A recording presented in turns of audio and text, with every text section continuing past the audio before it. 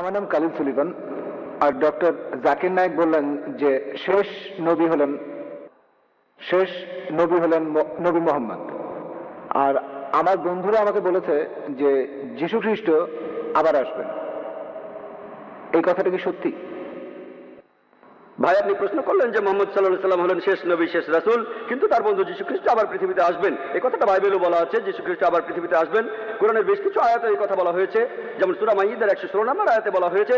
আর সব মিলিয়ে 70টি সহিহ হাদিস আছে যেখানে বলা আছে যীশু খ্রিস্ট আবার ফিরে আসবেন। কিন্তু যে কারণে যীশু খ্রিস্ট আবার পৃথিবীতে আসবেন সেটা হলো খ্রিস্টান ধর্মের যীশু খ্রিস্ট তিনি ঈশ্বরের একমাত্র প্রেরিত দূত, যাকে তার অনুসারীরা ভুল করে ঈশ্বর বলে মানে। আর কোনো নবী নেই যাকে তার অনুসারীরা ঈশ্বর বলে ভুল করেছে। কিন্তু খ্রিস্টানরা তাদের বেশিরভাগই তারা ভুল করে মনে করে যে যীশু খ্রিস্ট নিজেকে ঈশ্বর দাবি করেছেন, আর এই কারণে আল্লাহ সুবহানাহু ওয়া তাআলা তাকে আবার জীবিত করবেন।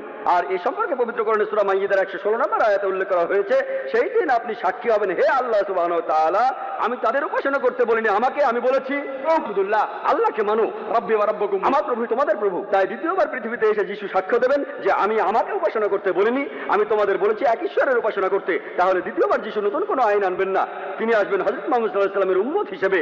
তিনিও এই আইন মেনে চলবেন, কোরআনের আইন আর সহিহ হাদিস। তিনি আমাদের নতুন কিছু শেখাবেন না, তিনি পৃথিবীতে এসে সাক্ষ্য দেবেন খ্রিস্টানদের সামনে, আমি নিজেকে ঈশ্বর দাবি করিনি, এখন তোমরা কোরআন আর সহিহ হাদিস মেনে চলবে। আপনি বললেন যে শেষ নবী হলেন নবী মোহাম্মদ, আর তারপর যীশু আবার ঠিক, দ্বিতীয়বার তিনি নতুন নির্দেশ আনবেন না।